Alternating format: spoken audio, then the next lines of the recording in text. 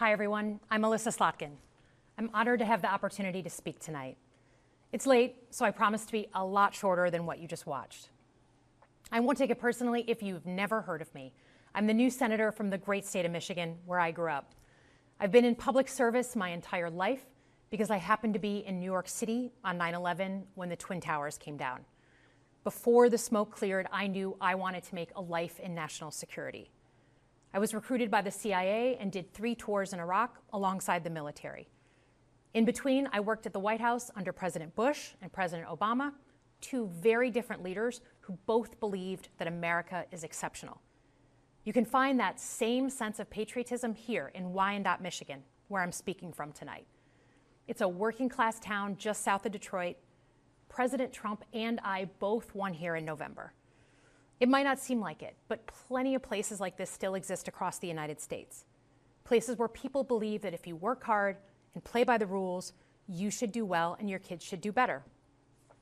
It reminds me of how I grew up. My dad was a lifelong Republican, my mom a lifelong Democrat. But it was never a big deal because we had shared values that were bigger than any one party. We just went through another fraught election season.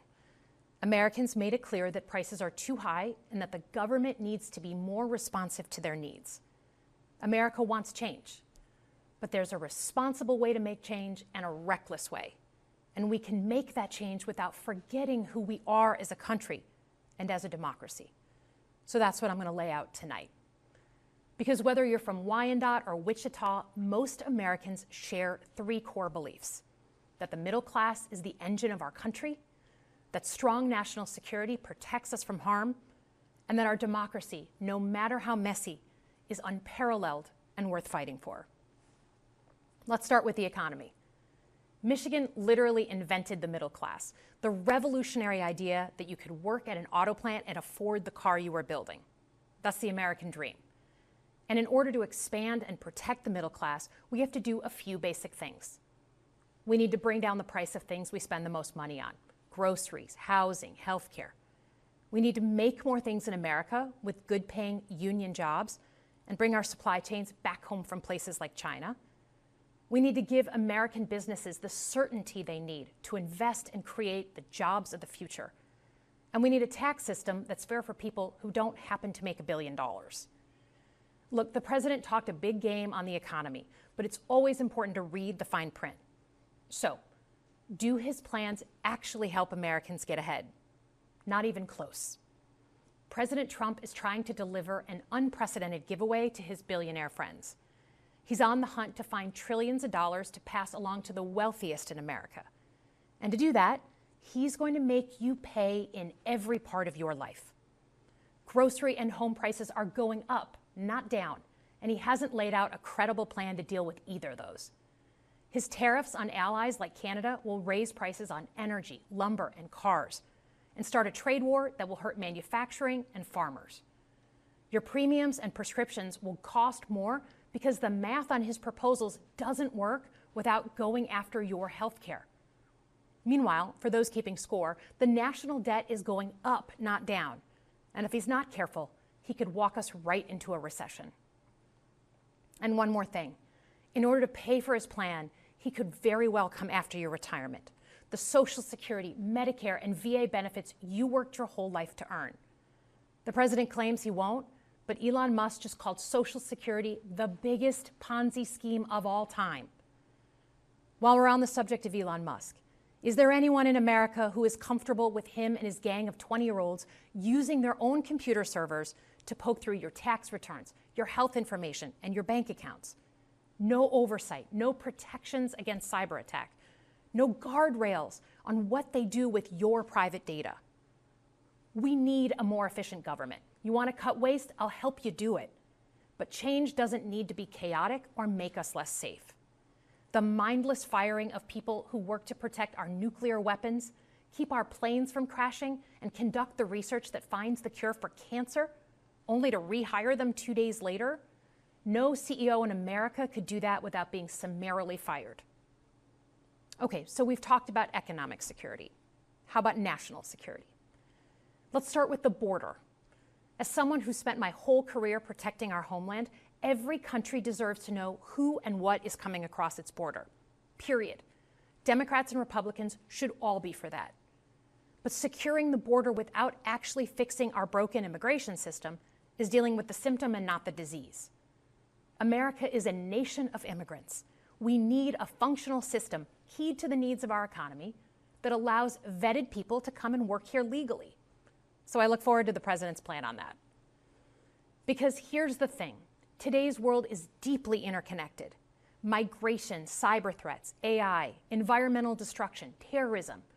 One nation cannot face these issues alone. We need friends in all corners, and our safety depends on it. President Trump loves to say peace through strength. That's actually a line he stole from Ronald Reagan. But let me tell you, after the spectacle that just took place in the Oval Office last week, Reagan must be rolling in his grave. We all want an end to the war in Ukraine, but Reagan understood that true strength required America to combine our military and economic might with moral clarity.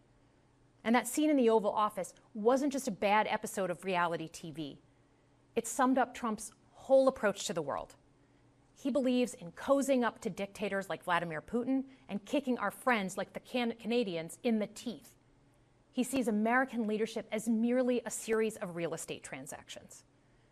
As a Cold War kid, I'm thankful it was Reagan and not Trump in office in the 1980s. Trump would have lost us the Cold War. Donald Trump's actions suggest that in his heart, he doesn't believe we're an exceptional nation. He clearly doesn't think we should lead the world. Look, America is not perfect, but I stand with the majority of Americans who believe we are still exceptional, unparalleled. And I would rather have American leadership over Chinese or Russian leadership any day of the week. Because for generations, America has offered something better. Our security and our prosperity, yes, but our democracy, our very system of government, has been the aspiration of the world. And right now, it's at risk. It's at risk when the president decides you can pick and choose what rules you want to follow, when he ignores court orders and the Constitution itself, or when elected leaders stand by and just let it happen. But it's also at risk when the president pits Americans against each other, when he demonizes those who are different and tells certain people they shouldn't be included. Because America is not just a patch of land between two oceans. We are more than that. Generations have fought and died to secure the fundamental rights that define us. Those rights and the fight for them make us who we are. We're a nation of strivers, risk-takers, innovators, and we are never satisfied. That is America's superpower. And look, I've lived and worked in many countries. I've seen democracies flicker out. I've seen what life is like when a government is rigged. You can't open a business without paying off a corrupt official. You can't criticize the guys in charge without getting a knock at the door in the middle of the night. So as much as we need to make our government more responsive to our lives today, don't for one moment fool yourself that democracy isn't precious and worth saving. But how do we actually do that? I know a lot of you have been asking that question. First, don't tune out. It's easy to be exhausted, but America needs you now more than ever. If previous generations had not fought for this democracy, where would we be today? Second, hold your elected officials, including me, accountable. Watch how they're voting. Go to town halls and demand they take action. That's as American as apple pie. Third, organize.